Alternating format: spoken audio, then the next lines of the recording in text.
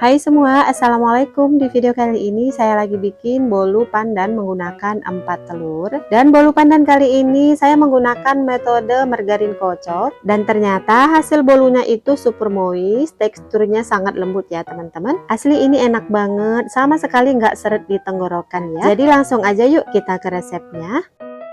Oke, dalam wadah masukkan 4 butir telur suhu ruang, kemudian 130 gram gula pasir. Kemudian ini saya mixer menggunakan kecepatan nomor 2 sampai si gula pasirnya larut kira-kira 2 menit. Nah, untuk telurnya saya pakai yang ukuran besar. Setelah gula pasir larut, sekarang kita masukkan tepung terigu 140 gram dan susu bubuk 10 gram. Nah, untuk bahan keringnya ini kita masukkan dengan cara diayak supaya tidak ada yang bergerindil. Lalu kita aduk dulu pakai mixer yang masih mati supaya tepungnya nggak terbang.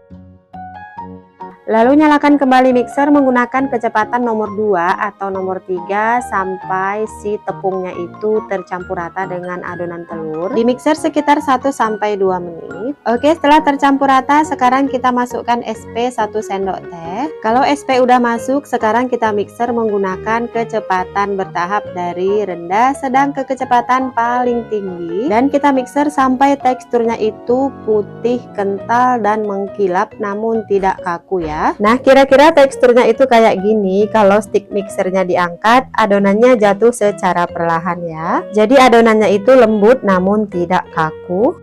Selanjutnya di sini sudah saya siapkan bahan lemaknya 100 gram margarin dan 50 gram minyak sayur atau minyak goreng. Selanjutnya kedua bahan lemak ini saya mixer menggunakan kecepatan nomor 1 dan di mixer sampai teksturnya itu menjadi lembut. Kira-kira 45 sampai 60 detik ini di mixer sebentar aja ya. Dan ingat ya, ini di mixer cukup menggunakan speed nomor 1 dan di mixer jangan terlalu lama dan menyebabkan margarinnya nanti kaku. Kalau kaku nanti hasil akhir dari bolunya itu seret ya, nggak moist lagi, jadi cukup sampai lembut aja. Nah, sampai seperti ini ya, warnanya agak pucat dan teksturnya itu lembut. Oke, kalau udah matikan sebentar mixernya, kemudian kita masukkan 1 saset santan kemasan 65 gram, kemudian mixer lagi sebentar aja, kira-kira 10-20 detik sampai tercampur ya.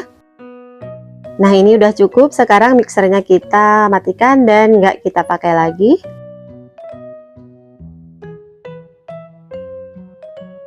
Bahan terakhir saya tambahkan 1 sendok teh pasta pandan. Kemudian kita aduk rata menggunakan spatula.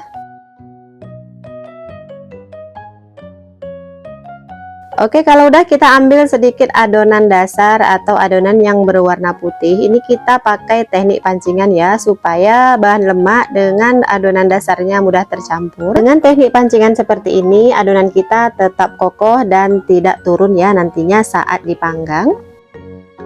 Nah, kalau udah tercampur, sekarang kita masukkan adonan hijau ke dalam adonan dasar dan ini kita aduk lagi sampai benar-benar tercampur ya. Nah, ini kita aduk perlahan-lahan menggunakan teknik aduk balik. Oke, ini sudah tercampur ya, adonannya cantik banget, halus, lembut namun tidak kaku. Oke, sekarang kita tuang adonannya ke dalam loyang. Saya menggunakan loyang tulban diameter 20 yang sudah dioles sekelilingnya menggunakan karlo.